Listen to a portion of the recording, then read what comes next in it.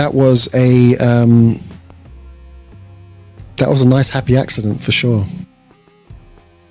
Now, I want you to think about the most iconic, genre-defining sounds in music history. Think about heavy distortion on early rock guitars. Think about that resonant squelch on the Roland TB-303 that created acid house, or the accidental tape flanging that revolutionized psychedelic rock. Do you know what almost all of those legendary moments have in common? They were completely unintentional mistakes. They were happy accidents. The history of music production is built on a foundation of physical imitation and serendipity. Before digital audio workstations or DAWs, studio recording was an unrepeatable physical act. Recording on tape was expensive, it's still really expensive, and hardware routing was permanent. In the analog era, if something on a tape machine bled over, or if a speaker cone blew, or if a synthesizer patch drifted out of tune, you couldn't just hit Command Z and undo it. You had to decide in the moment whether or not to throw away hours of work or lean into the glitch. Having that constraint forced immediate, high-stakes creative choices. Landmark tracks across dub reggae, hip-hop, early electronic music.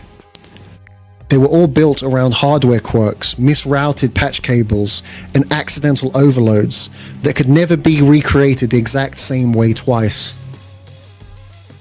That's a documented historical fact. The physical nature of analog studios turned human error into musical innovation, and that's the baseline. But let's call out what total digital recall and infinite undo buttons have done to modern creativity, because we have paralyzed the producer and the creator's intuition. We replaced spontaneous creative magic with infinite options, total control, and endless micro-editing. And in doing so, we sanitized the danger right out of music. When every parameter in your DAW can be automated, saved, tweaked, and undone forever, you literally never have to commit to a single decision. We live in an era where music producers spend hours fine-tuning the microscopic envelope of a snare drum instead of capturing a raw, unrepeatable performance. We traded the thrilling lightning in a bottle moment for a safety net that guarantees perfection, and total perfection is the absolute death of soul.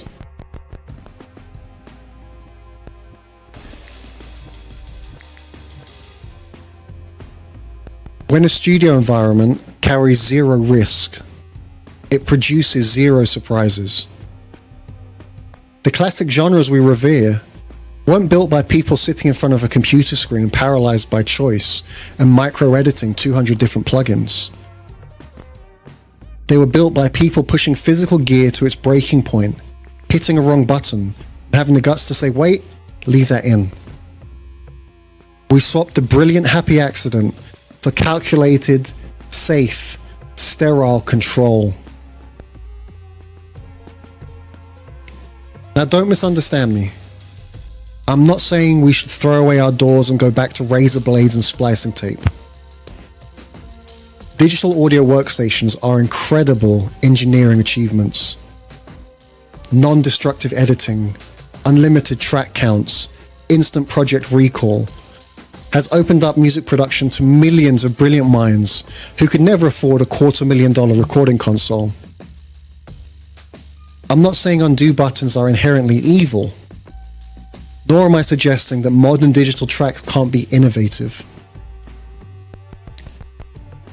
I'm simply pointing out that when you remove any risk from a system, you also eliminate the unexpected breakthroughs that can only happen when things go wrong.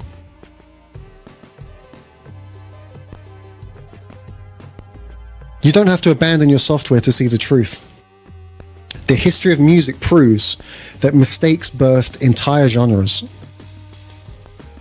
The mechanics of modern doors